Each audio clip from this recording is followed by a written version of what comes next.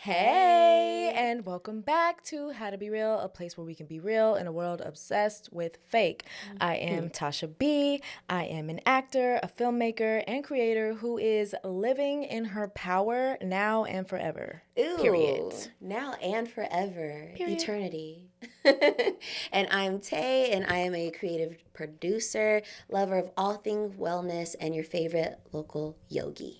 Sure is. That was such a beautiful practice last night. Thank you for coming. It was great. I mean, when Tay's teaching, be prepared, honey. Engage your muscles. Take a deep breath. We're gonna sweat. And go. We're gonna sweat just a little bit. Okay. Now that we got that out the way, I say, how you doing, Tay?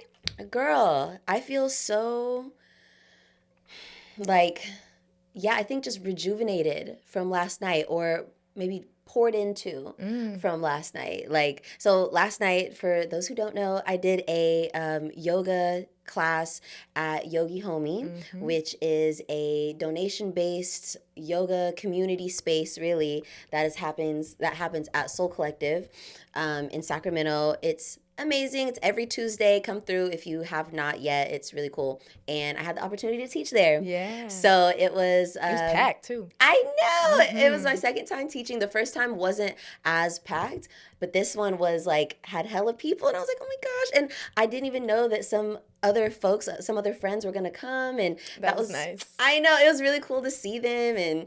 And yeah, it's just... I've been really enjoying this part of the journey, learning yoga, teaching yoga, and how many people support me on it. It's been really, really cool. And it's, every time, literally every class that I teach, I learn more and more and more. And so it was cool being in a totally different space, somewhere that I've not used to teaching at before. So, of course there's jitters, but they were exciting jitters more than scared. Yeah. But yeah, so I feel like I'm still riding that high. I feel really good about that. Yes, I love that. I love that for you. Thank you, friend. How are you doing today? I am feeling good. I'm feeling rested. I'm getting excited for the holidays. I've been still in this clean it up before the end of the year. I have this bug of just random spaces, deep clean under your bed, declutter that closet, paint that wall. There's a bunch of little projects that my husband and I are undertaking in the house right now. So I'm really excited about that. I'm also loving all of the fall recipes that I've been making. I've been making stew. Yes. I have my persimmons, so I'm about to make some persimmon muffins. You already know, put 2 aside for me. Girl, you already know. Okay. So it's best to make the muffins when the persimmons are a little, a little older. Yeah. So, I'm letting them sit for a while. But I'm just excited about that. And really just not letting the racism, the misogyny, the hatred, the vitriol, the nonsense be my focus right now. Really focusing on okay, that I don't want to care about that. Yeah. It's obviously you're aware of it, you know what I mean? But I'm not about to let this run my life. I'm really not. And I'm not going to become that. Because I think that's the thing about hatred and feeling like you're on the receiving end of it a lot. You could either absorb it and start mirroring it back to the world, or you could say, you know what? I'm not focusing on that. You're hateful, be hateful. I ain't trying to change your mind. Be whatever you want to be, honey, but I'm going to be over here.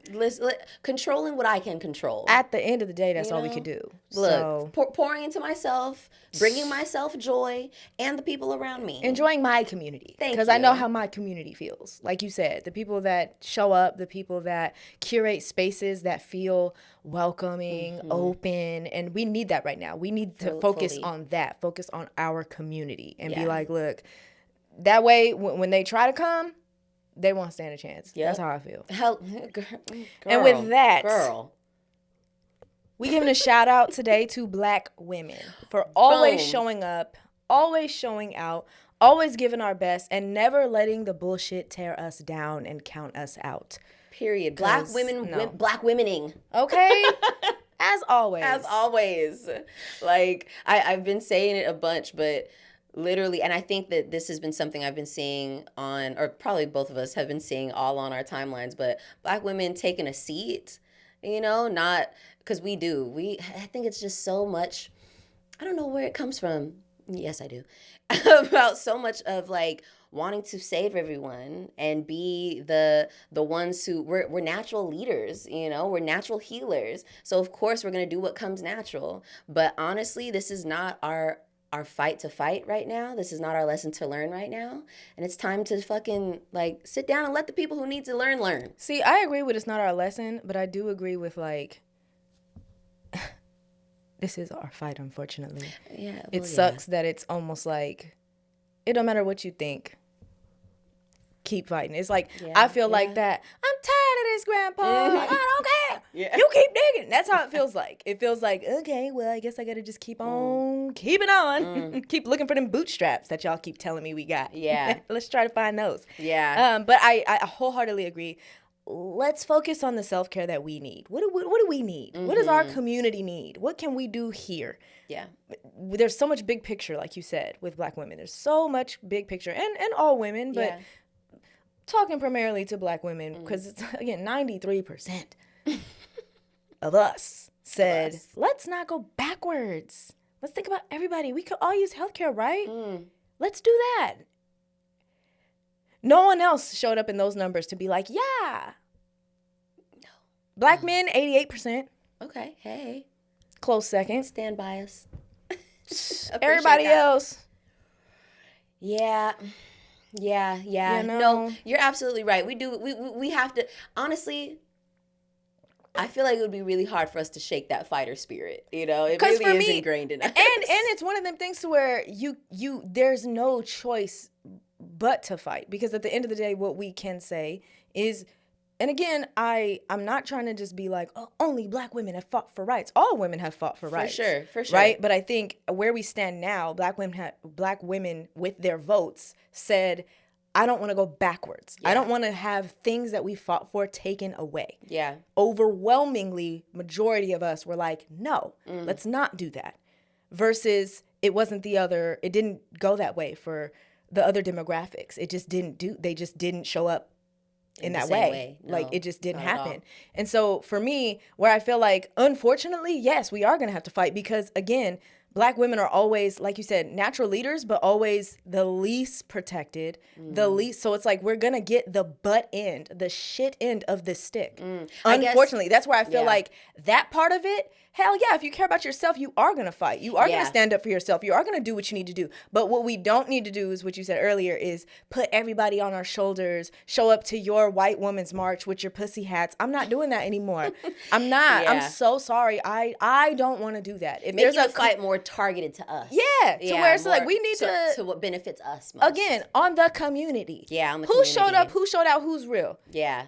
And let's stick together and let's do something. If you're not, I don't want to sit in your face and play these games. I don't want to do it. I'm not wearing, I thought it was goofy when they were doing it in 2000, what was that, 2000, whatever. I think it was 2020, like, the pussy hats, girl, why? Yeah. What are we doing? What is this doing? It's giving performative. It's giving penis straws at a bachelorette. What are we on right now? Are you for real? Be for real. Do something. But like time and place, right? Time and place. Men aren't doing that to support Donald Trump, sucking dick straws. Like, yeah. I mean, maybe they are. I don't know. Right. I don't pay attention to them. True. Yeah, we don't know what the fuck they be doing. But again, I just say the performative nonsense. If it's not real, let's leave it. Let's just be real. Just be real. And like all of this, everything that we give, if it don't apply, let it fly, honey. Period. If it don't apply, let it fly. This is how I feel, honey. Right. Y'all, whatever. Let us know how you feel. Shoot, right. Exactly. Yeah. Let us know. I don't know everything. Right. And do not pretend to either. So. And that'll transition us to our three realists. Yes, it will. Our three realists. This episode is the three realist ways we coped after the election news. Yes. I mean, it's only right. We gotta fit it in somewhere. We have to. Tay, talk about it. First thing was take a nap. I went the fuck to bed. Yeah, that's what I did.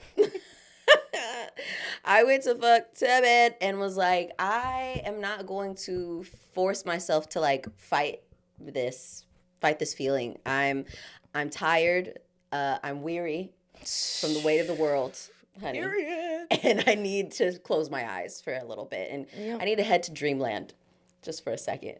Or as Rod calls it, Sleepy Town. Yeah, I need to go to Sleepy Town. Let's go. Just for a moment.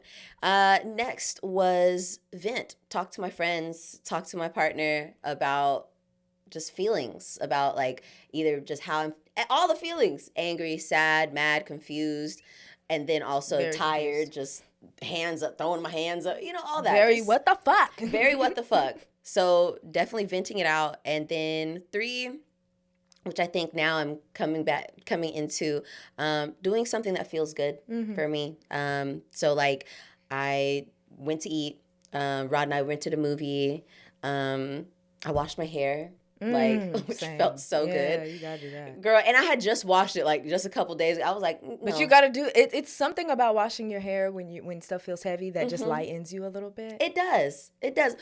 When you look good, you feel good. And I got my toes done. Ooh, I got my feet rubbed on. Yes. I haven't been for a pedicure in months. Like in so long. And so you that deserve that. Yeah. I was like, fuck that. I'm using these dollars. Okay. If they gonna do all this, gotta use what I got. So those are like the immediate things that kind of helped me cope and process. What about you? What'd you get into? What are your The first thing I did was locked my phone and tossed it to the side. Yeah. I was like, you know what? Let me turn this off. Wow. This is done. Wow. Wow. I don't want to say I was aghast. I was not aghast. I think I'm going to be honest. I think at first I was kind of like numb of just like disgusted to the point of like, you know what?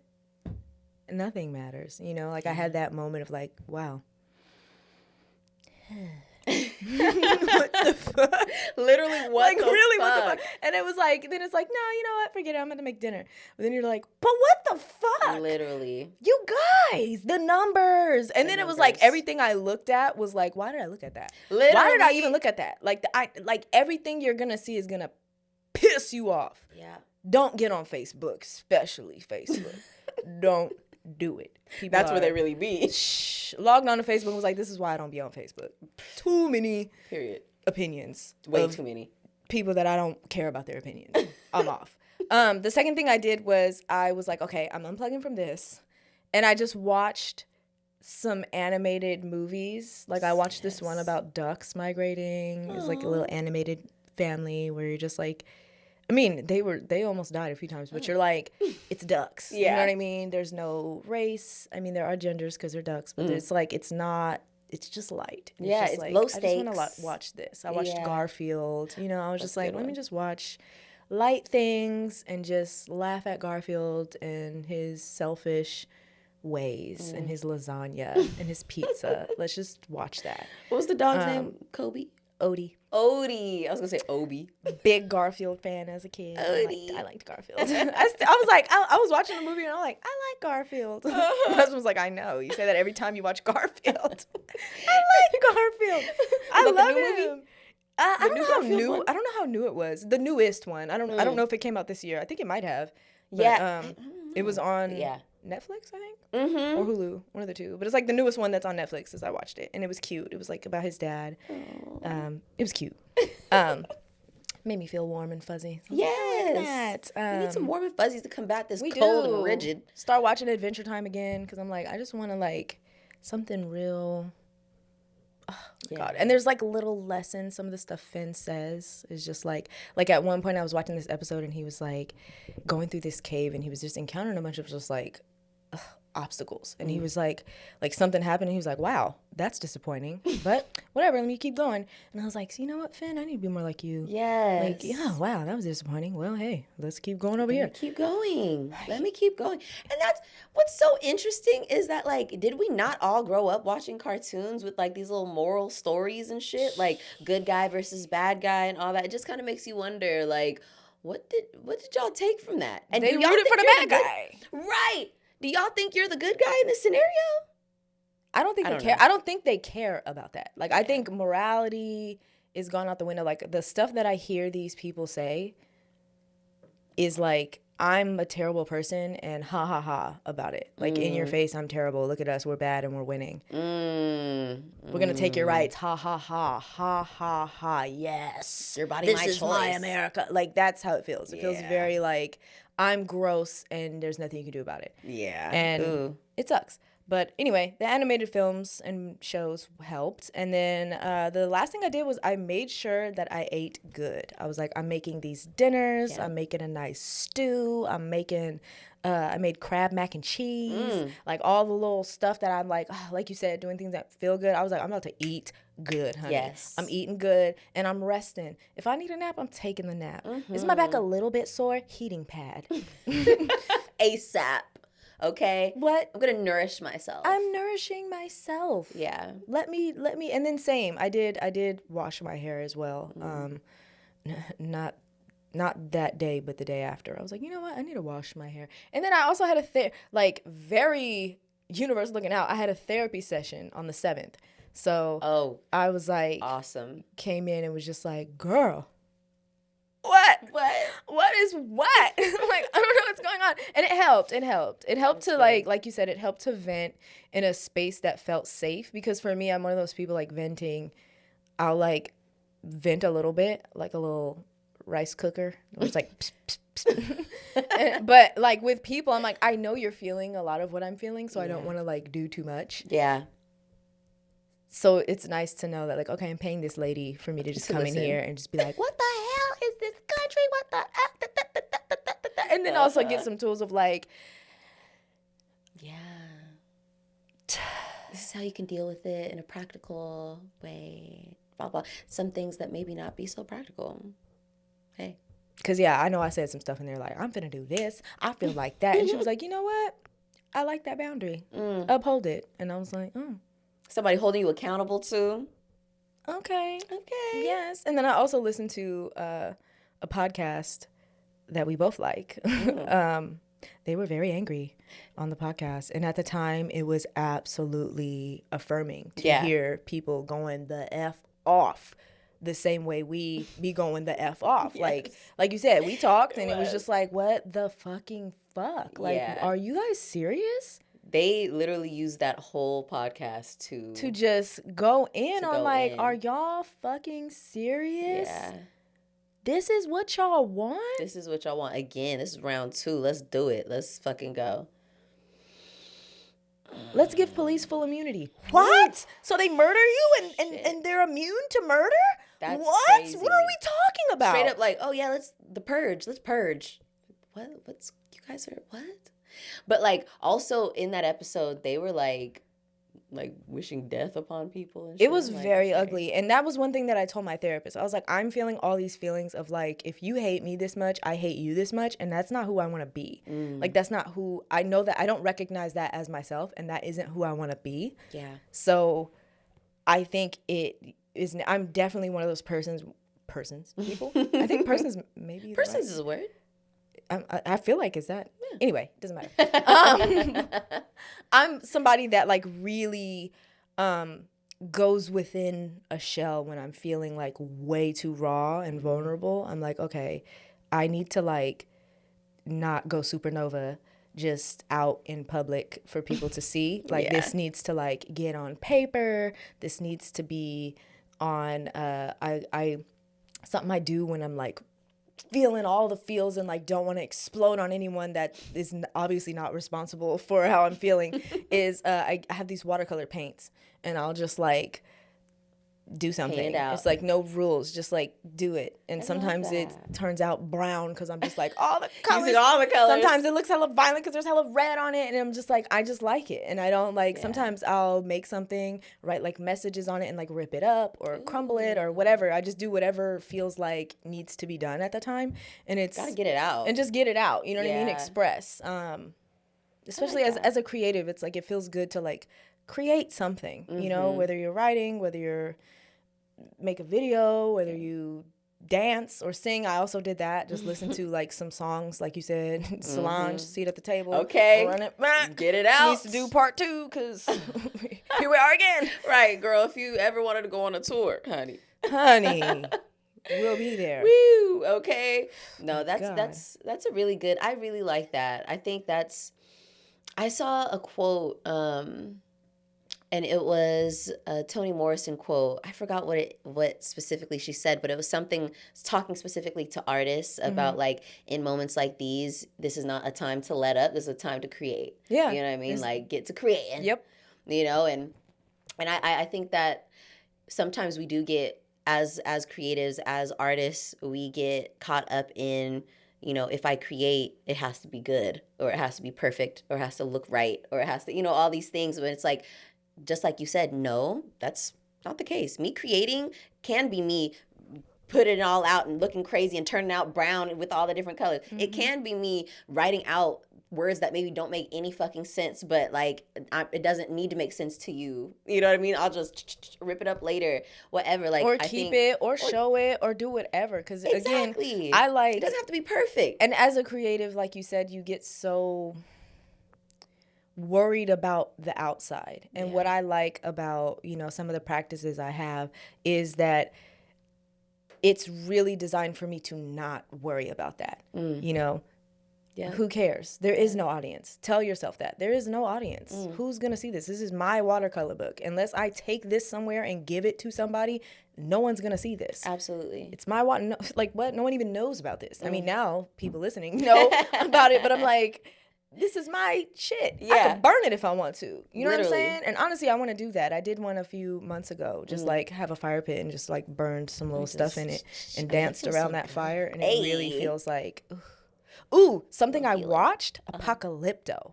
Ooh, now that is a movie. That's a great movie. That is solid. That is an amazing movie. Yeah. Oh my God. I was like, I forgot how good this movie is. I mean, I didn't forget how good it was, but it's just been a minute since you watched it. Yeah, it's been a while since I watched it. Yeah. But yeah, awesome movie. Girl, yeah. That helped. Super random, but like when we were talking about the cartoons and like the morals and stuff attached to it, it made me think about a video clip that I saw of somebody saying like, Trump wouldn't even like Jesus. He wouldn't. Half the people, it's like if he met Jesus in person, they would not. I mean, half the time it's like, oh my God. They talk about like we can't have free healthcare because people shouldn't have handouts. What the fuck do you mean handouts? Everyone pays we pay taxes. Yeah. On everything we buy, on our income, on our gas, on our registration for our cars. Yeah. We pay to live here. What are you talking about? Yeah. What do you mean a handout? Jesus is brown. Jesus was healing people for free. He was an immigrant. He was not the same religion as everybody that was in his area. He was definitely going out free healthcare. He was going crazy with a whip in a church talking about get rid of this money. He was very anti-capitalism and worshiping of dollars. Yeah. He did not like that. He would not. It's like y'all wouldn't like him and he would not like y'all. Like, let's be honest. He would look at us and be like, what the fuck is this shit? And, you know, I know that because Trump is, you know, our next fucking president. God. I know it feels weird saying it out loud. I feel like that fits for damn near a lot of politicians, period. Like, no matter what side. Like, I feel like that's... A lot of people would probably look at Jesus kind of crazy. A lot of politicians would probably be like, It's crazy that I feel like, unfortunately... the ones with the most money are the most corrupt, and the ones with the most money are the ones we're going to see the most because they have the money. Yeah. Money is power, unfortunately, in this crazy country, which is why you have people taking, you know, advice from rich people and worshiping rich people and holding them up on these pedestals as if they're larger than life. There was and a dude beyond reproach. Praying to Trump. Praying. So yes. As if this man gives a hot damn about what you need. He does not care. These people are voting to get rid of Social Security and Medi-Cal. You're on Social Security and Medi-Cal. And you also don't want health care. You're voting against your own best interest, then praying for this man to help you make it make sense. You know, again, They gonna learn. Mental illness, I'm telling you. Get these people some freaking help. It's Shout so out mental sad, illness. okay? Shout out to mental illness. Shout out to brainwashing. Shout out to whatever voodoo, hoodoo, curse is on this country right now. Because what in the hell? The lifting of the veil, baby. But people don't want to look. I feel like the veil is lifted. It's lifted. See-through. It's transparent. But there are some people that are like, no, fake news. Yep. What you mean? It's right there. It's right there. This is. I feel like this is what like fucking tearing down of an empire feels like. We're living through that shit. We are, and that's we so talk about scary. tear it down, rebuild. Well, this is fucking this is it. Yo. Oh my god. Strap the fuck in. Get ready to rebuild. Hold on tight to your loved ones, Jesus. And then I'm personally, let's take it personal. Yeah, let's take it personally upset. I was personally victimized by Regina George and this government because I'm like, okay, married, family planning. Yeah. Was just now at the end of this year getting like, okay, well, let me see about kids, maybe next year, maybe the year after that. Girl, now. Let me wrap it up. We talk about the crumbling of my country. I know. Is it a good idea? People with kids, please let me know. How are you doing? Yeah. How are you doing? Because I know you love your babies. And I know this is like as scared as I am sitting here with all this nonsense. I know thinking about like, you know, at least there's the like, hey, in 50 years, my ass probably going to be gone.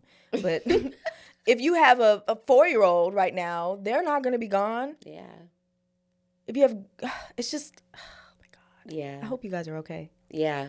Love y'all. We're going to get through it together. We're going to be all right. We're getting through it together. Thank you, and yeah, literally. Revolution is a lot when you're living through it. But also, you know,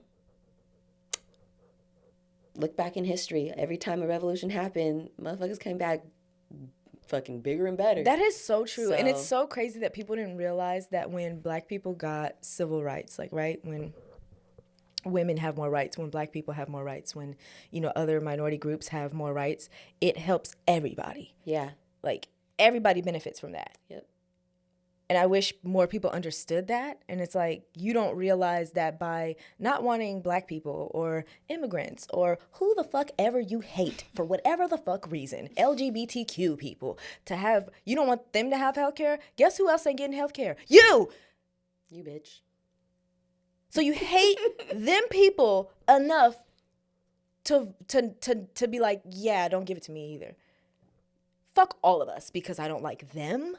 Guys, please, again, get help. Yeah. I know, like, those people aren't listening to a podcast like this, but God, if you're listening, yeah, it's me, Tasha. If you're there, God, please, it's me. Oh, I hope you're with us, Lord Jesus. That will transition us to our weekly reel, which is imposter syndrome. Yes. Thought it was a pretty fitting topic given the climate. Yeah. So I'll kick it off.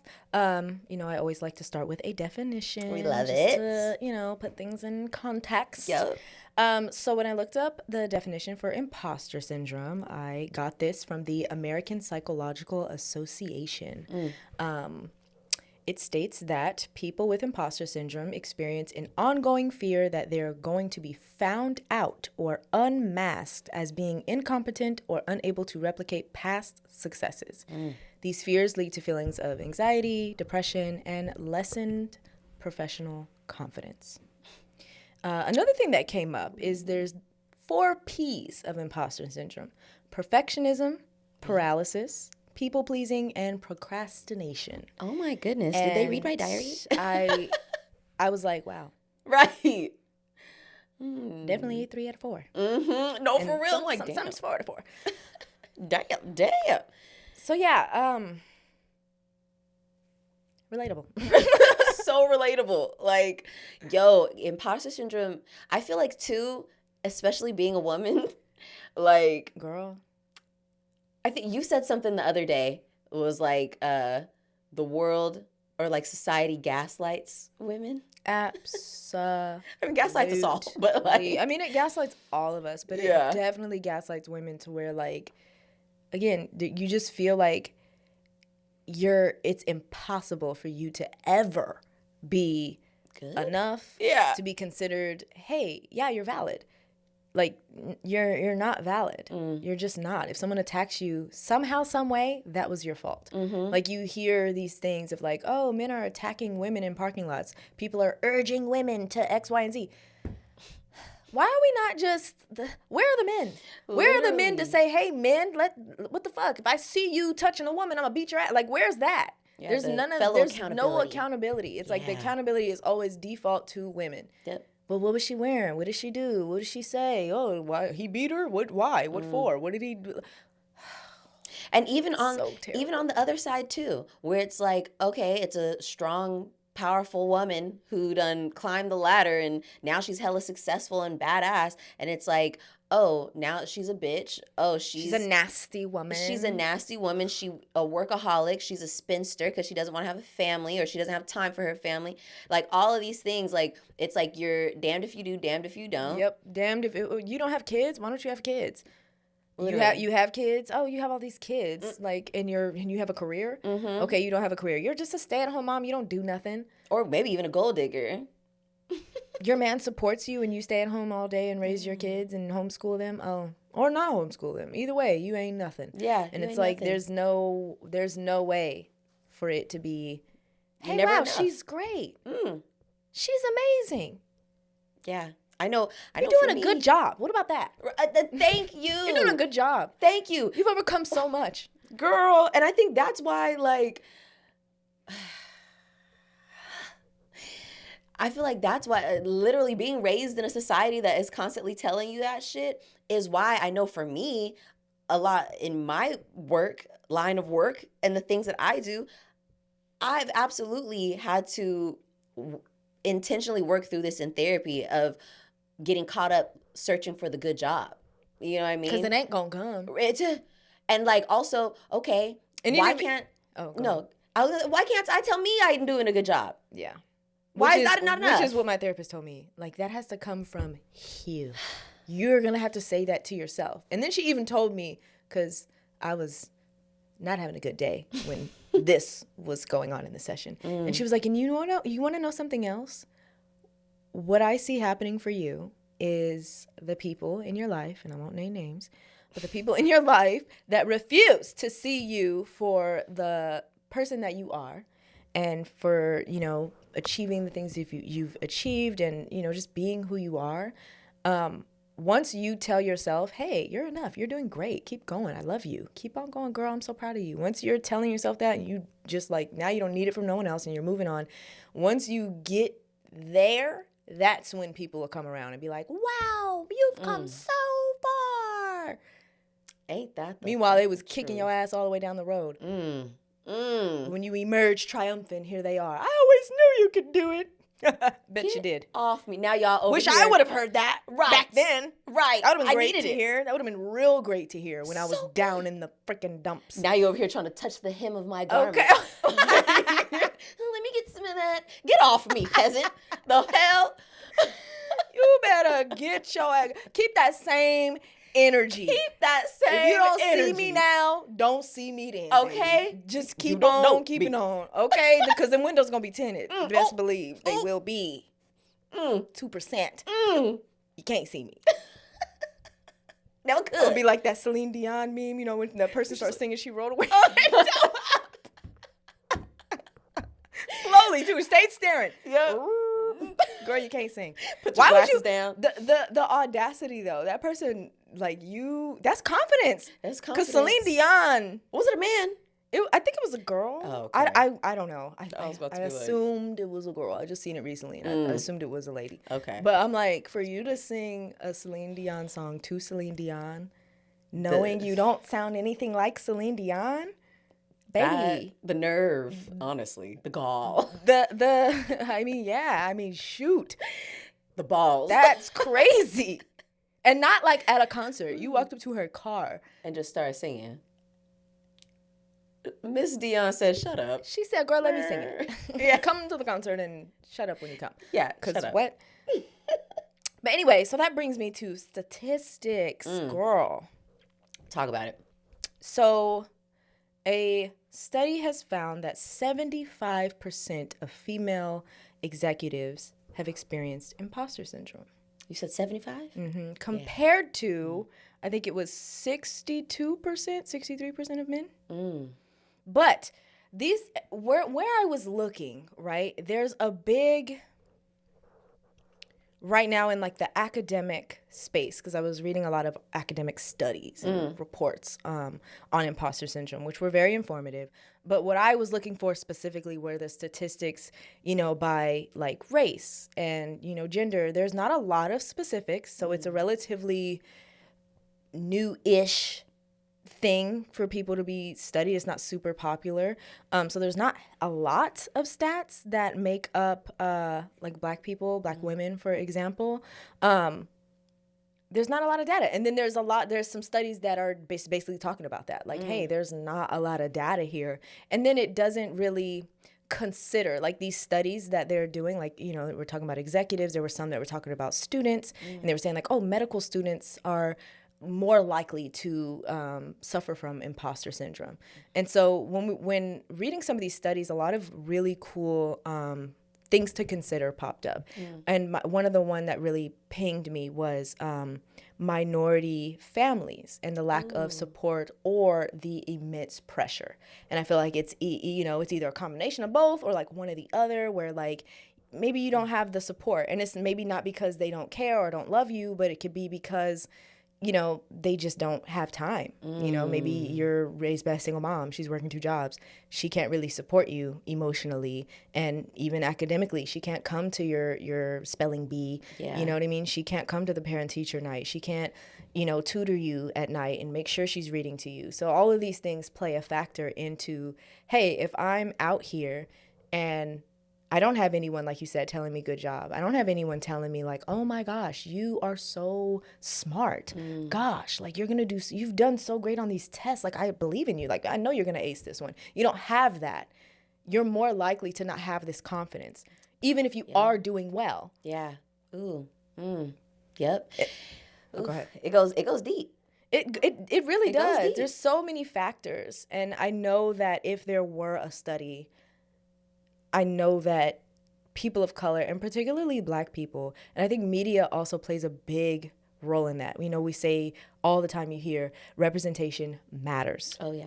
If a child sees black people as doctors, lawyers, actors, comedians, and doing these things, these things that are celebrated, these things that are like, oh, wow, that's a good job. You're like, oh, I can do that. I can do that. I can do that. It gives you confidence to know that you can do it. It's like if you can see it, you can believe it. And when you don't have that, and honestly, when you have the opposite of that, where it's like people like you are portrayed in this way, you only see them on stage and they're shaking ass with booty shorts on, or you see them in movies portrayed as drug addicts or pimps or gang members or women that are single moms that don't have enough money to make ends meet, then you just barely scraping by. Yeah, barely scraping by. You unconsciously are programming yourself or being programmed to believe that this is your future. These are my possibilities. This is where I'm seeing myself. Yes. Instead of being able to see yourself in whatever it is position that you want to be in. So that if you do make it to that position, if you do end up becoming that academic, if you do end up becoming that lawyer or whatever, then... or to even think that you belong in that space. Exactly. Because feeling like you belong in a space leads to, like, I don't know, like you feel like you belong, right? So then you feel like you have a right to be there. So then you feel like I can own this job because I belong here. I have been on sets that were primarily white. I've been on sets that were primarily women. I've been on sets that were primarily men. I've been on sets where I'm the only woman. I've been on sets where there are no men. I've been on sets where there are mostly black people, and each one feels very different. Oh, yeah. There's a very different feeling. And that's another thing that we could talk about that later. But. Yeah. No, I'm with you. I feel like I went to 2 different high schools, and when I was, my first high school was an all-girls Catholic school, which was very white. And then my second high school was an inner city charter school, which was very Black. And it was like night and day. Yeah. And I remember when I was at my first high school, I felt very much like we started the first BSU there. And the school had been around for 60-something years at that time. Wow. Maybe more. And it felt very much, we created that space because it did kind of feel like do I belong here? Is this my school? Exactly. Yeah. And even like little stuff, like they would have like brushes and stuff in the bathroom for girls and like hairspray, but I couldn't use those brushes. That shit ain't going in my hair. And hairspray? Right. And yeah, I'm not using the hairspray and stuff like that. Like just little pieces like that make you feel like, damn, okay, I don't, this space is not meant for me or wasn't created with me in mind, versus going to, and it's a college prep school. So the academics are super high and like the level of performance that they're expecting you to perform at is very high versus when I switched up to the school that I graduated from. I came over there and it was smooth freaking sailing when it came to academics. I was like, they didn't even test me. They just put me in the AP classes. Like, there you go in. Like, we don't even need to, this is what you was working with over there? Yeah, don't even worry about it. Go in there.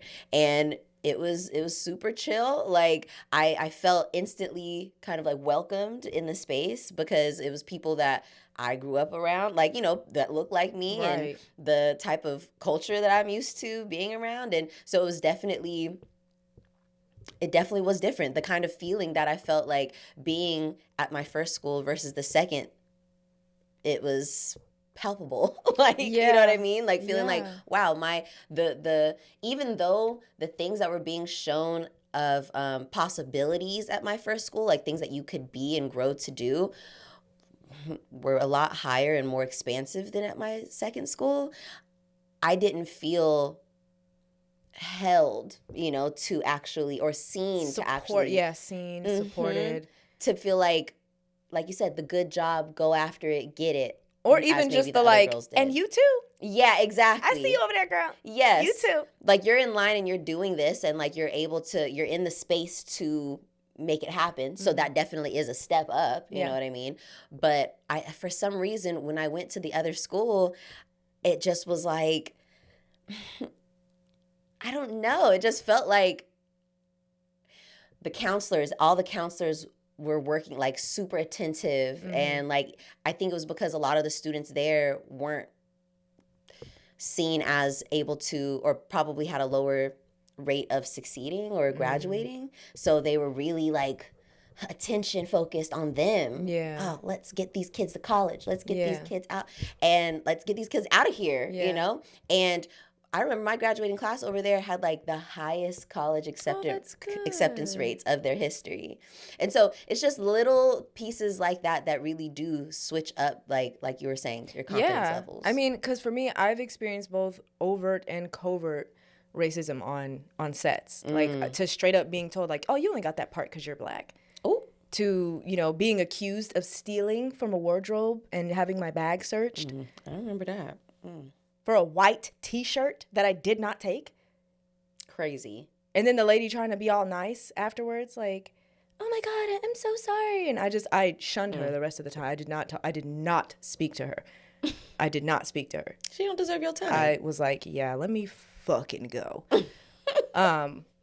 So yeah, and then the covert stuff is more like a more confrontational attitude from wardrobe or makeup. Or I remember being told in an email once, like, hey, yeah, mind you, this shoot had one guy, one girl, and they told me like, yeah, can you please come with your hair like done? The stylist we hired to do your hair can't do your hair, your hair type. Why did you hire this person to do my hair if she can't do my hair?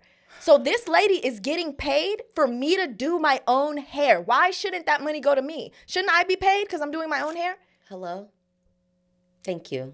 I should be getting an extra cut of a check. It's those little things that like the what do we call them?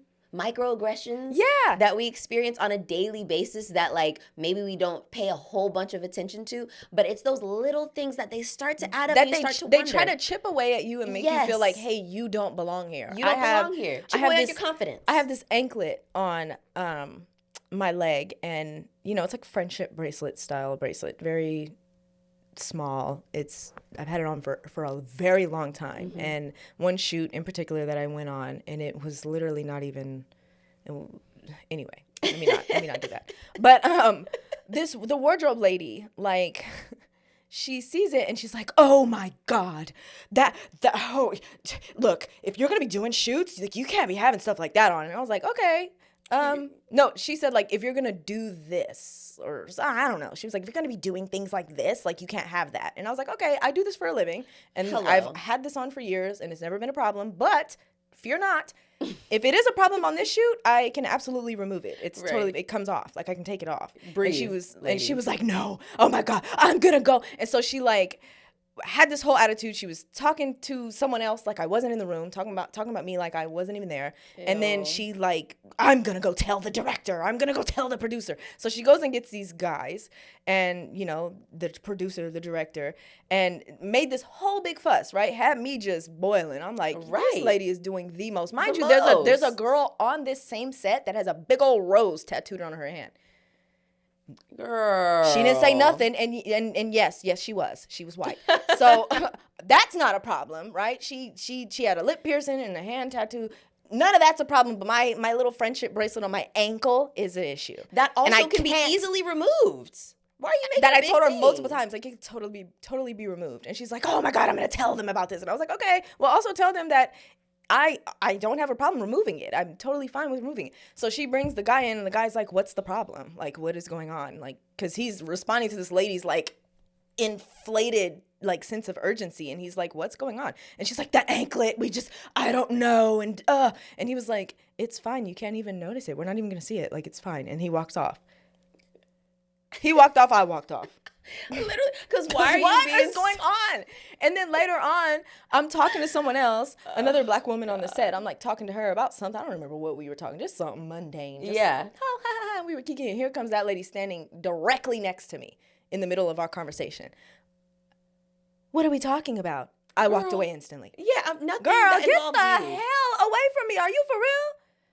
You got me messed up. And then you wonder why people feel like they don't fucking belong, and they wonder why we struggle so toughly, girl, and then feeling like a fucking imposter. And then when we stand up for ourselves, or speak up for ourselves, or say something, hey, so and so said X, Y, and Z, we're made to feel like the aggressor in those situations. And I struggled for a year or two. That was one of the things that, like, one of the first things that I was like, okay, I need to bring this to therapy. Because how do I stand up for myself in these situations and not have these people see me as this angry, ravenous black woman in this space? How do I show up without that? Because again, I've been in situations where someone says something highly problematic to me, and I'm like, hey, so this person said this, and now this person's in tears. Not in tears. Expecting me to apologize to them. Yeah. What's going on? Yeah.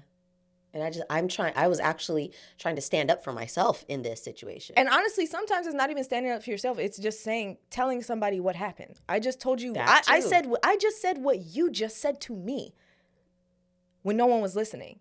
I just repeated what you said, and now you're crying? Yup. How does that work, boo? How does that work? How is it that I was over here trying to maybe set a boundary? You said something inappropriate. Sometimes it's not even like, hey, I'm telling someone else what you said. I'm telling you back. You say something to me, and I'm like, hey, that was really inappropriate. Did you just say that? Seems. Did you hear what you just said? Now you're crying. Why are you crying?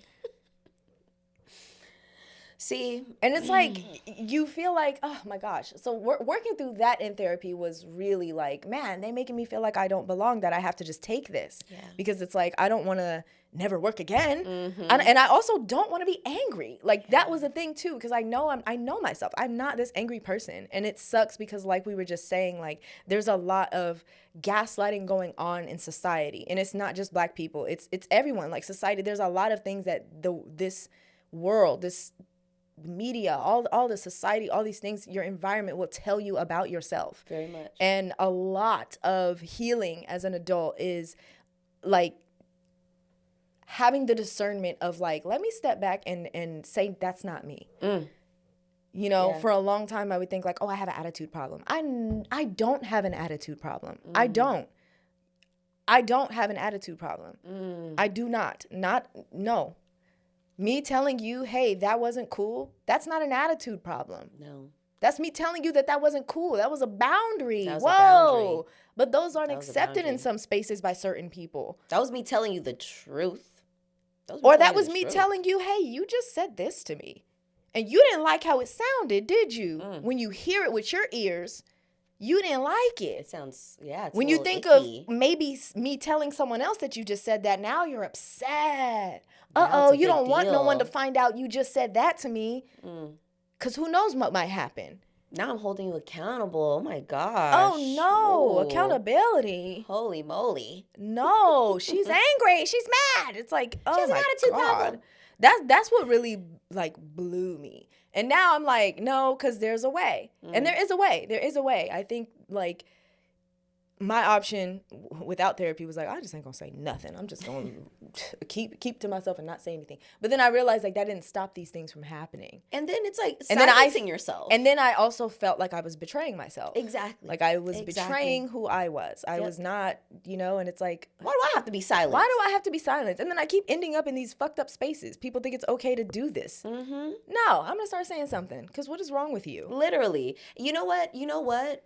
I feel like a lot of this whole imposter situation really getting into, or I guess adding into more of, since we're really talking about like the roots of where it stems from, is like, I definitely in your industry, definitely in the industry I work in, a lot of how we grow is through who we know, right? Like a lot of it, it's not what you know, it's who you know. A lot of that is very true. And there's a lot of politics. Lots of politics. Social politickery. Yes. That goes on with that. And it's so really, that, oh my God. That means your growth is quite literally depending on what other people think of you. Yeah. But then, right, the or layer. how well you're doing in their eyes. Right. The layer to that is, though, and that's the like getting rid of that lack mindset and also asking yourself, and my therapist asked me this, like, okay, do you want to continue to be in spaces that make you feel this way?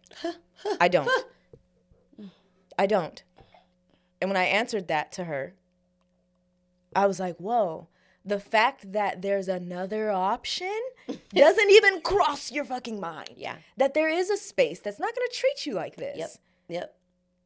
That's not going to make you feel like I got to shuck and jive. That I gotta feel like I'm gonna just be talked to however the frick ever, and I gotta prepare for racism. What? No, I'm gonna be honest. Not in the workplace. I don't want to do that. Yeah, no. Because I'm not coming in here being disrespectful and rude and just totally narcissistic and fucked up. I don't want to do that. I'm not coming here to do that. We're at work, boo. Yeah. Let's keep it cute. Let's everyone come here. We do our jobs. We shoot a good shoot. We do some good stuff, and then we go home. That's it. I don't want to be like, if we hit it off, we hit it off. If we don't, it's fine, boo. You did your job. I did mine. Great work today. It was such a fun shoot. Thank you so much. And I can leave. Yep. That's all it needs to be. All the extra stuff can get trimmed, boo. We don't need to do that. And so anyway,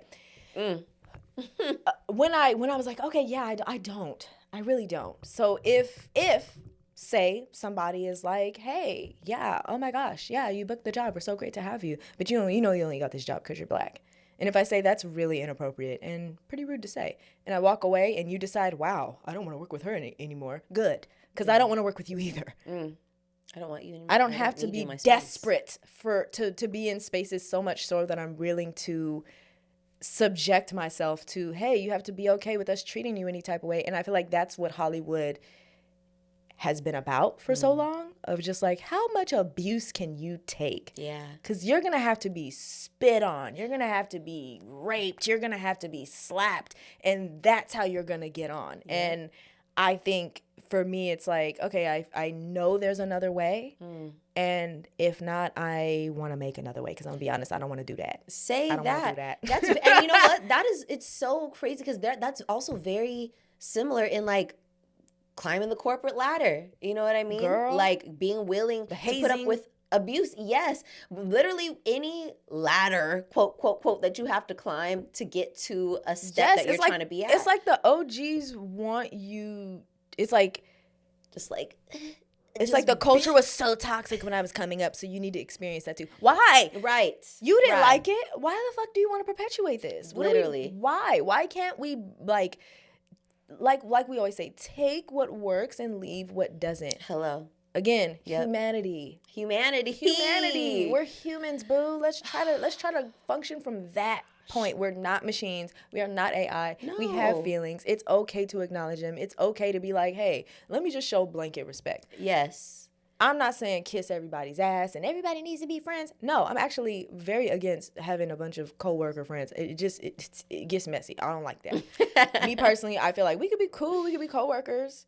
Having a friend that's a coworker is one thing. Yeah. But feeling like everybody has to be friends, to me, I never like that. Yeah. It just gives, what are we here for? Literally, it gives fake as hell. And it's like, I feel like messy. And it's like a breeding ground for, one, that it's not okay to fail.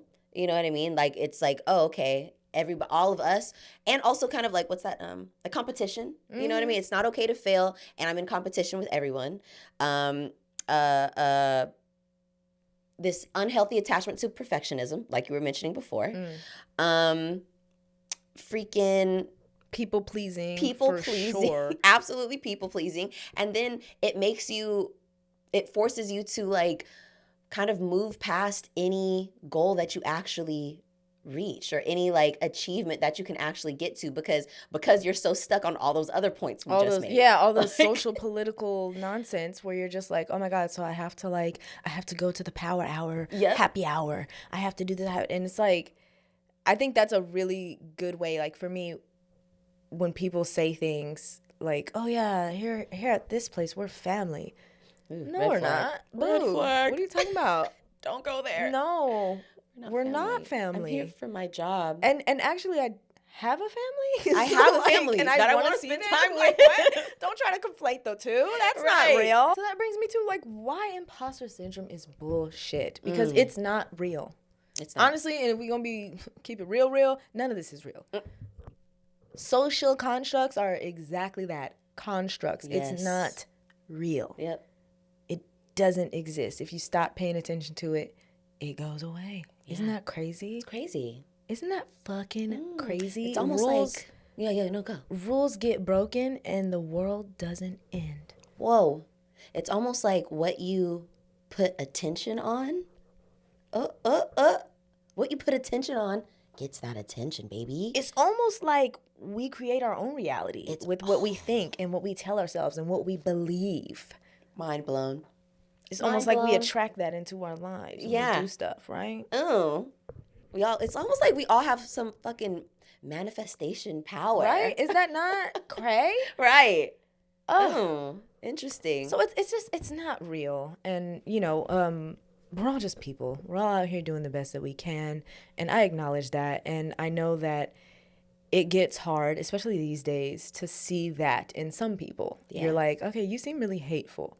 But something that I remind myself it took me a day or two to remind myself this, but I'm like, these people hate themselves. Again, like I mentioned earlier, the only way that you're like, because I'm like, bro, I bet you some of these people, like middle America, a lot of these people, you're like, if someone was like, hey man, free healthcare, do you want it?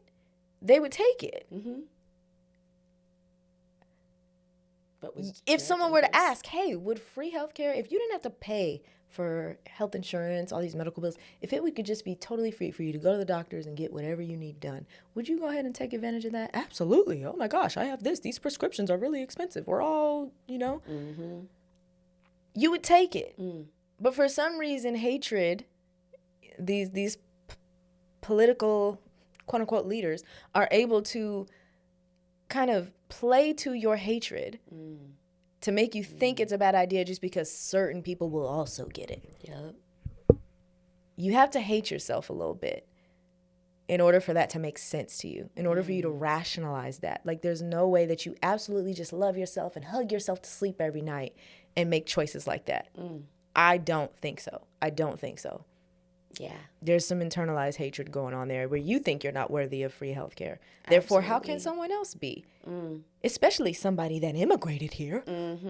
If I don't have it, you shouldn't have it. It's like, babe, we could all have it. Yep. If you stop being and then some of the people who fit that description start to question themselves and think, am I worthy of that, or are these people worthy of that? And it continues that brainwashing, or that sense of feeling like an imposter.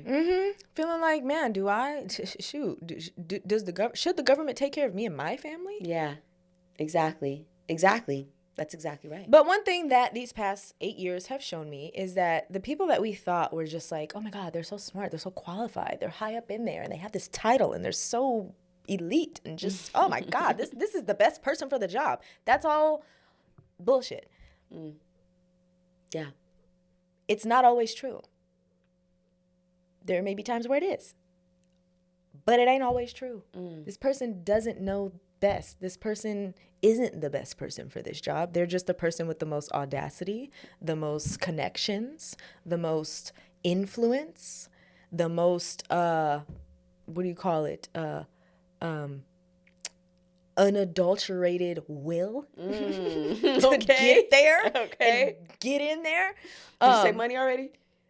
The most money? I think I said money. Okay. Because I'm like, yeah, that's money, too. yes. But yeah, that's how they get there. Yeah, absolutely. Ugh, I know. And I don't know. I think that imposter syndrome is fully bullshit. Fully. Because like, again, there's no room for healthy conversations about failure and bouncing back from it. No. And I think that has a lot to do with the fact that the people who are making it, have that unabashed will, they're absolutely not talking about how, like, the billions of times that maybe they failed before they got there. Absolutely. And honestly, I'm gonna be honest, even if they did, or like in the beginning, a lot of people don't tune in to things or catch on to things until they're already at this stage of, like, millions of people are already watching this. You know what I mean? That's the thing, to where, like, you're more likely, and we all do this. If you're looking for a best pasta recipe, you're gonna watch the video that has 2 million views over the one that has 200 views. You just are. Yeah. Because you're like, this one must be good because a lot of people like it. And that's just how our brains work. You know what I mean? How we're wired, which is, whatever. But so I think, just like that, to where, like, people aren't broadcasting their failures. Your earliest work isn't always the one that people are looking at. It's usually, you know what I mean? While you're sharpening your sword, no one's watching. But when they seeing you sharp, slicing stuff down, they're like, wow, look at that. I want to be like that. Yeah. But they feel like they can't because they didn't see you with your dull sword. They didn't see you doing the work it took to get there. So absolutely. So let's talk about some ways to combat imposter syndrome. Let's do it. So just like there was the 4 P's, there's the 3 C's. Strategy of overcoming imposter syndrome. Clarify, choose, and create. Ooh. So clarify is where you identify your imposter syndrome origin story.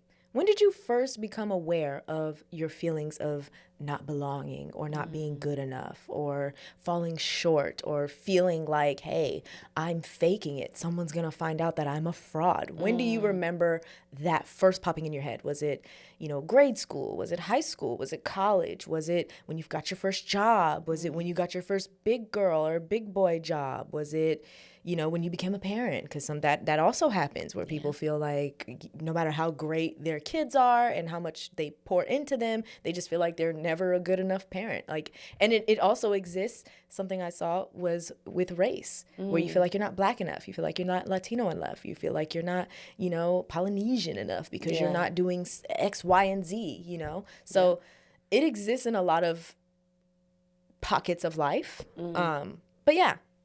Phase 1 is clarify. Okay. Where did it start? Where did that come from? Phase 2 is choose. So this involves changing your narrative by speaking your truth.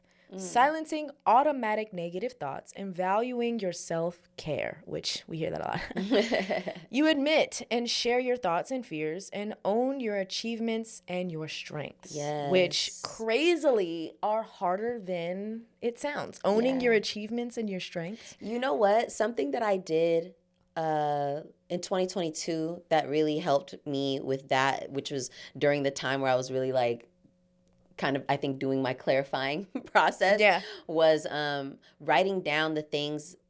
I kept a jar and writing down the things that I felt really good about that I did, and like goals that I was able to check off. I rip it off a piece of paper and like fold it in fourths or whatever and put it in the jar. And then at the end of the year, a part of my New Year's thing was dumping out the jar and reading everything throughout the year. That. It was so awesome. I still have it. I kept telling myself I wanted to do it again. I know. I told myself I wanted to do it again, but I just haven't. But I did it throughout the whole year of 2022, and when I read back everything, I was like, damn, I forgot about some of this stuff.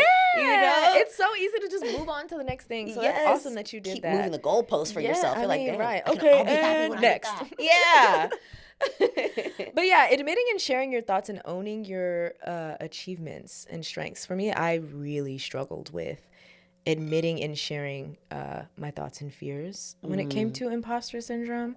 I don't know. I'm always one of those people, like, I read about things and I'm just like, oh, I don't have that. Anxiety? Imposter syndrome? Nah. But then you read into it and you're like, oh my God, I'm affected. That's me. So yeah, I think changing the narrative, I had that year, 2022, 2023 probably most prominently, and then also this year, kind of bleeding into that, just in different aspects, right? I had I think in like 2022, 2023, it was more so in my work, and then I think 2023, 2024 was more like my personal life of like, you know, certain circles where you're like, okay, I need to like redefine who I am and what's me. One thing that really stuck out to me was silencing automatic negative thoughts. Ooh. And it's crazy how big of a difference that can make. You know, I used to have a lot of automatic negative thoughts, that like automatic yucking your yum, shooting down your bold outfit choice, like all these things where it's just like, nah, you can't do that. That's not good. And that stupid voice, like, and like slowly I've been replacing the thoughts, and it starts with kind of combating them, and then you replace them with something else where it's just like, I know my hair was something where I would be really hypercritical of my hair. Like if one curl wasn't doing right, it's like, oh, my hair is messed up. My hair is nappy. My hair is dry. My hair is X, Y, and Z. It's difficult, especially again in my profession where there's a lot of stylists that get hired that cannot work on my hair. And to this day, I have not had, like, I'm not able to come with a bun. So I would absolutely never do that. My hair is like, because I've gone to shoots where they assured me someone was going to do my hair. And so I kind of did it, but I didn't do it. Yeah. And the person was like, your hair looks great. Oh. And I didn't have like a clip, a headband. I didn't have nothing. And my hair looked like not great. Like it needed stuff. Yeah, it's not my version of it. And I had to find like 2-3 bobby pins and make some You're like, move. never again. Because I was like, that'll never happen again. I was like, and it's like one of them things where you're just like, okay, I just can't trust these people to make me look good. Like you're just not gonna. Yeah, you just can't do me. You guys just don't invest that way. But yeah, with my hair, I would have a lot of negative talk about it, and you know, replacing it with like, no, my hair is doing what my hair do. Yeah. Yes.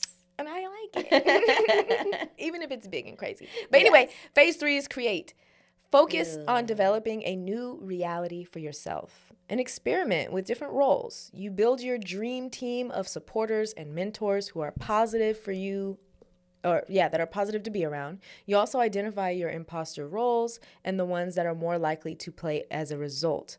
Or more roles you are more likely to play as a result of your imposter syndrome. For example, superwoman or lone wolf or people pleaser. You know, being someone's being in positions that turn you into someone that's like, hey, I gotta be superwoman and do everything on my own, or I gotta be this loner who does everything, you know, socially alone. Like no one wants to hang out with me. I become this lone wolf because people are rude to me and this thing, so I'm always eating lunch alone. Or the people pleaser, where you're just going above and beyond to be the balm in every situation and just say yes and to everything someone says to you.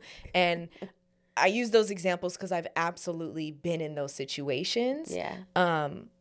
Where you're like, okay, I don't want to do this anymore. And also, this isn't me. So who am I? So who am I? And that's a tough place to be in. Like, let me be honest. Like, that is like, who am I? Yeah. And what the frick am I doing? Absolutely. I don't know. No, for real. I love those. I love the 3 C's. I feel like that's a really great way to like just kind of succinctly put it all together of like, you know, how you can really get through your imposter syndrome. I will add like, you know, of course, we're big supporters of seeking support. Oh, you know of what course, I mean? yes. If it's in your budget, a little therapy ain't never. Surround yourself with supporters and mentors, baby. Therapists included. Yes, and if you, exactly, mentors. If you have friends that you could talk about your feelings with, like moments when you are feeling like, oh my gosh, because I know there's been absolutely moments where I've shared with you, like, I don't know, and you're like, girl, the fuck, you better apply for that, or you better go for that, or you're tripping, girl, like you're tripping, like you're overqualified, if you ask me. Exactly, and sometimes it's just nice to hear it from somebody else, like even if you can't get it from the, you know, industry that you're trying to break into, or the person that you like are wanting that pat on the back from, or whatever. Right, your family, your environment, whatever. Yeah. If you have a supportive person in your life who you can just talk to about it, like it does feel good to just kind of hear like, hey, you got this. You got this. You're got this. fucking Go for dope. it. Why not? Yeah. And sometimes it also helps to set like a little easy lob for yourself, like a nice easy goal that you know for a fact you can just smash. Oh yeah. You know? Like, remember SMART goals? Yes. Setting a measurable goal that you can actually achieve. Girl. Like, not something like, in 10 years, I want to get, like, girl, what can you do by tomorrow? What can you get done bite-sized goals? Yeah. And I know, like, start small. It is something to where we do need something to aspire to, but I also want to, when we're talking about goals, personal goals, because not everything needs to be something you're doing outside of yourself. Exactly. For me, the best goals, like you said, an easy lob, and it may not feel easy, but the work of like, okay, I want to figure out me. Like we said, getting clear on your story. Yes. What is your story? Who are you? What role do you want to play in your life, in your family, in your job? That's a good one. What are those goals for you? Because those are always going to be achievable. All that depends on is you. Period. And that is going to actually like spark growth externally as well, because if you decide like, you know what, I want to be the boss bitch at work. I'm trying to be the HBIC. So when I show up, guess how I'm showing up? Prepared. Over prepared. Doubly prepared. I'm prepared for you to not be prepared. That's how prepared I am. Ooh, I'm that girl. Word, and girl. You start doing that, and now what? Well, you're the boss bitch in the place. Yes. It done changed up. For me, girl, changed everything. Start personal goals. Those are the best ones, because who can stop you? It all starts with you. Anybody can take that. All this healing, all the shit that we're dealing with right now, if everybody just started getting a little more introspective and personalized in that stuff about their own healing, their own journey, we would be in a totally different place right now. Girl, my husband always says, I want to save the world I know, but first I got to take care of the world I know. Ooh. Clock it. Yes. Oh, but yeah, imposter syndrome, to summarize, it's bullshit. It's not real. No. And girl, you're better than that. You got it. Good job. If nobody has said it, good job. You are doing a good job. Okay. You woke up and you breathing. Did you drink some water? Even if it was soda.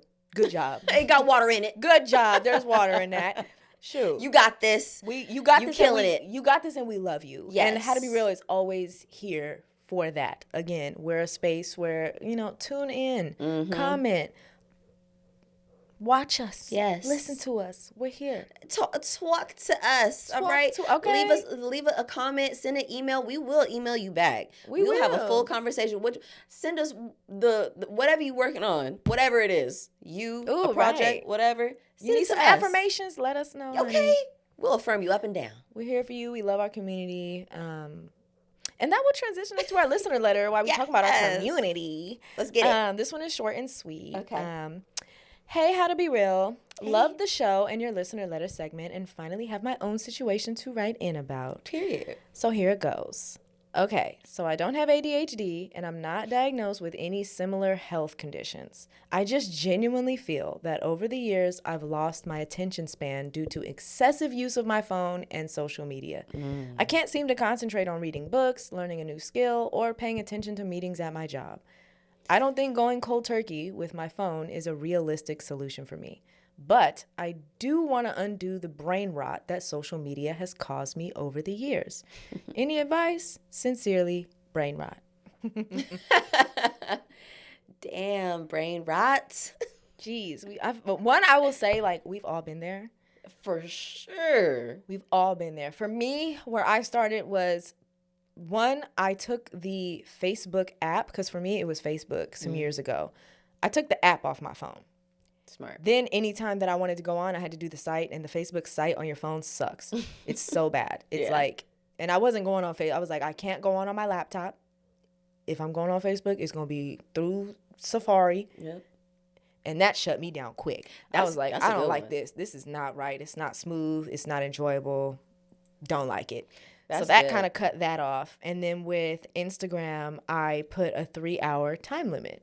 Same. On. And it would be crazy. The first few weeks of that, you're like, you hit that limit and you're like, damn, I've been on here for 3 hours already? Yeah. Yikes. Sometimes it would be one sitting. Literally. I've been on Instagram for 3 hours. Get up. Girl, get talk about it. Get up. Get up. What are you doing? Just like so immersed in somebody else's shit. You just... Like, I'm glued. Girl, relatable. I had to do the same thing. Yeah. Especially as somebody who works in social media. Girl, like, oh my God.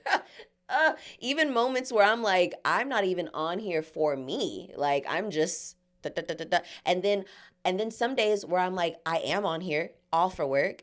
And then I have to switch gears. Or not have to, but then I end up switching gears. And now I'm just on here just cause. Me, and then it's like, whole day? Whole day? 10 hours?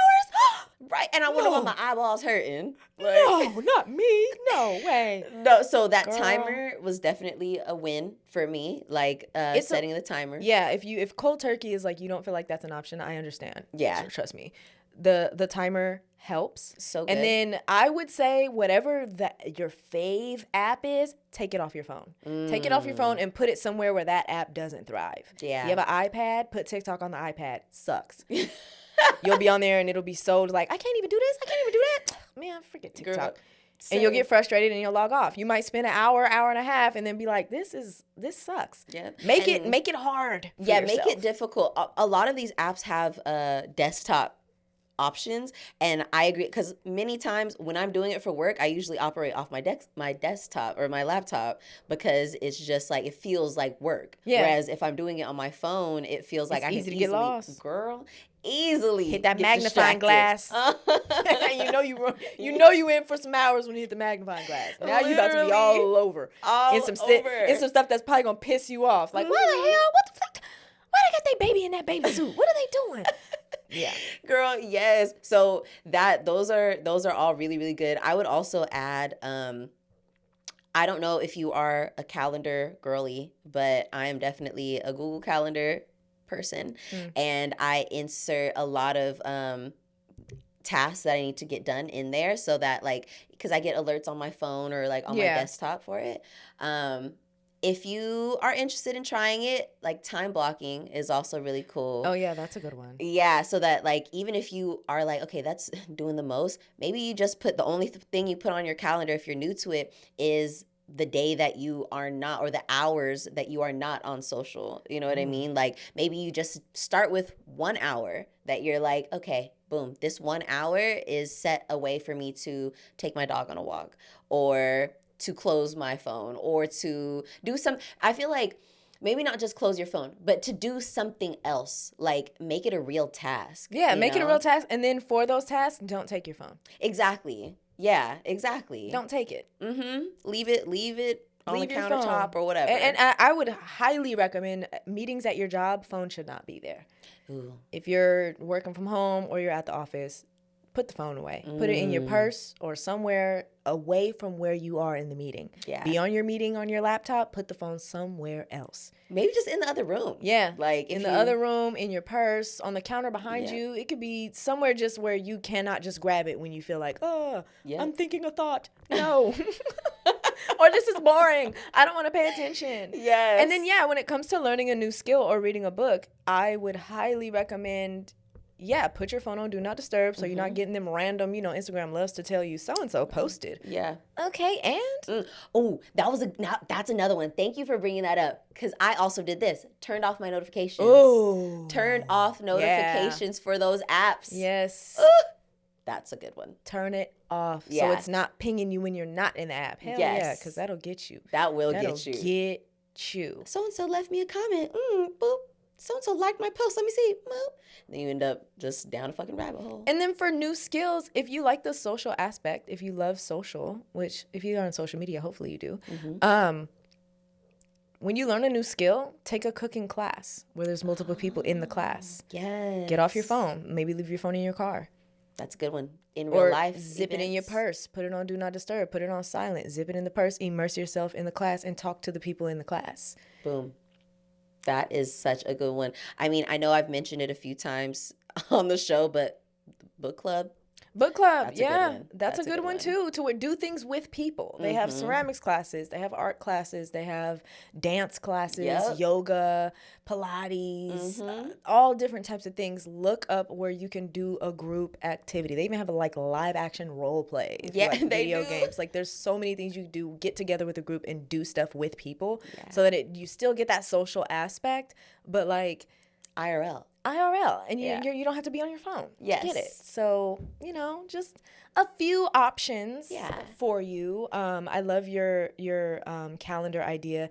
There's the time limits, and then there's also parental controls on an iPhone as well, where you can block off your phone for certain hours. You can say, like, if you don't want to, I know I don't like doing this, scrolling in bed, before bed. I hate when I do it. I don't do it nearly as often as I used to. That's good. But when I do, it's usually when I'm like, I haven't been on Instagram all day. Now I'm in bed. My little treat. Scroll. And I'm like, damn, it's 1:30. I need to go to sleep. A little treat to myself. I would say, to avoid that, charge your phone somewhere that's not next to your bed. And that's also good for like EMF. Yeah. Too. Charge it on the other side of the room. Yeah. Get it out. Get it out of here. Where you can still hear your alarm if you need your alarm. Exactly. And buy an alarm. I was just gonna say buy an alarm. Yes. I want to do that. That's my next. Yeah. That's my next goal is to buy an alarm. It's just like get an alarm clock. They're cheap. Yeah. Goodwill. Any thrift store. Five Below. And you can probably find a really cool one too, like Amazon, one that plays music or that Bluetooth. Something cute. Yeah, I know. I used to have the iHome with my iPod. Yes, and I could pick whatever song I wanted to play. Ooh, it was always nice to wake up to some Erykah Badu. But yeah, hope that helps. Brain rot. Yeah, I hope that helps. Brain rot. I'm sure you'll get through it. You will. You got this. You got this. And you're doing a good job. So yeah, thank you for writing in. And again, if you want to hear from us, feel free to send us a listener letter at heyhowtobereal@gmail.com. Or on social media, you can DM us. Yeah. Hit us up, girl. We be checking or boy, or person. However you identify. Brain rot. And that brings us to our thank you. And honestly, we just want to thank our listeners for 1 year of support and listenership. It has been a year for How to Be Real. Holy crap. And we're almost on our 30th episode. That's great. I'm so proud of us. I know. We're dope. You're doing a good job. We're totally dope. You're doing a good job, okay? Thank you. And to say a really amazing thank you in person. Yes. IRL, baby. We are going to have a trivia night. Yes. A chance for y'all to come and do the pregame in real life with us at Doma Yoga Studio. Also, thank you so much, Doma, for offering the space. Yes, thank you. So excited for that. It will be December 7th. Saturday night, 5 to 7 p.m. And we hope to see you there. We're going to be announcing. Your calendars. Yes, mark those calendars. what would we just say? Time block. Time block it. Time block it. Be there or be square. Yes. And we'll be announcing all of the information, how you can get tickets and all that on Monday. Mm-hmm. What's Monday's date? November... Let me see. 18th. Oh, there you go. November 18th, we will be announcing it. So be sure to check our Instagram, and you can find all of our information at howtobereal on Instagram and TikTok. Mm-hmm. I'm at justsay_Tay. And I am at the Tasha B. Yes, and Tosh already mentioned our emails, but if you need another little reminder, heyhowtobereal@gmail.com. Mm-hmm. Send us anything. We love it. Again, we will affirm you up and down if you just want a little hyping up. Okay. We're happy to do it. Leave us a rate and a review on whatever app you're listening on right now, whether that's YouTube, Spotify, Apple. We love it. It helps us reach out to more community members just like yourself. Yeah. And we just, we like growing. We like to be affirmed. Yeah, exactly. Affirm us. And we'll affirm you back. Exactly. And of course, you can find all of this information linked in the show notes of this episode. Mm-hmm. And as always, we are not therapists. Nope. We just have them. Mm-hmm. So, and know some cool ones. Hey, okay. And know some really, really cool ones. Shout out to Levante. Yes. And this week's Random Reel is on me. I'm keeping it real smooth and easy. It is Scorpio season. Okay. It is Scorpio season right now, and I am a Scorpio moon and rising. Hey. Yeah. So shout out to all my fellow Scorpios out there, specifically my boo, whose birthday is also on Friday. Hey, my favorite Scorpio. And I just want to take this moment of random realness to say, stay dark and brooding and mysterious, girl and guy and babe, because it's a part of the appeal. It's a part of the appeal. It is. It really is. I love a mystery. Honey, everybody don't even know everything about you. Exactly. And honestly, they never could. Ooh, even if they tried. Eat your heart never understand. Right. All right, and with that, stay real.